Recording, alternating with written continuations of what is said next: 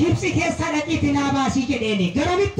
ወደ ምድረ ከነዓን ህዝቤ ተጨንቋል ህዝቤ ያለቀሰ ነው ህዝቤ ያነባ ነው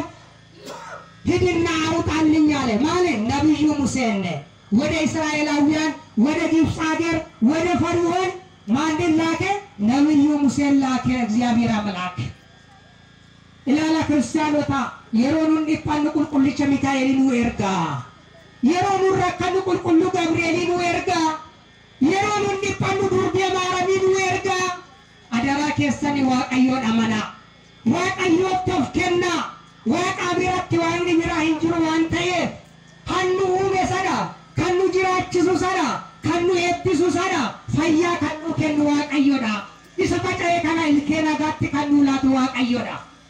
Illee sanadaa kan nuu kennu Waaqayyo aduu kanallee kan nuu laate Waaqayyo waqtii isaatiin rooba kan nuu kennu Waaqayyoodhaan kan nuu roobsisu Waaqayyoon amanuun barbaachisaadha yeroo sanatti raaja Museedhaan deebi jennaan lakki namichi kun hamaadha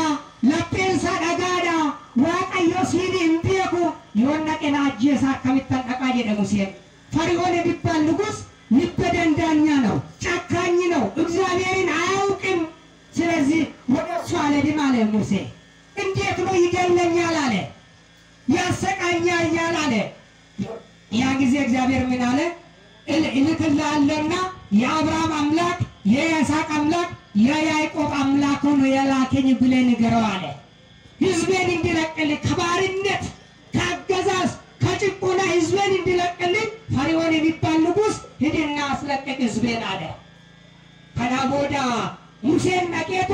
Waaqayyo erge ummata ko warraati ittisa jirtu naga isisin jedheera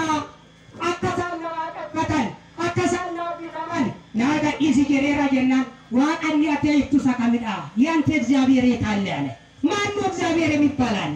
አንተስ ማን ከየት ነው የመጣ አለ ያ ጨካኙ ንጉሥ ፈርዖን ዋቃት የትሳ kamidhaan hin beeku waaqa kana jedhe inni si erge eenyudhaan waaqa kanan beeku jedhe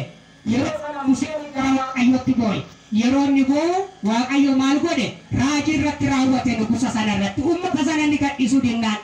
raajii meeqa raajii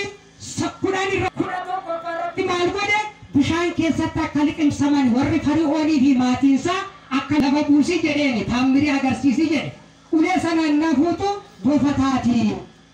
harka bobaa jala keewwadhu harki kee hin addaata lamsaata yeroo harka bobaa jala baastumoo harkuma nagaasii ta'a lammata bishaan lagaa waraabiti karaa irratti gannaqi bishaan sun gara dhiigaatti jijjiirama jedhee raajii adda addaa agarsiisi jedhee Museedha yeroo kana namichi godhe uummata kun agarsiisaa jedhee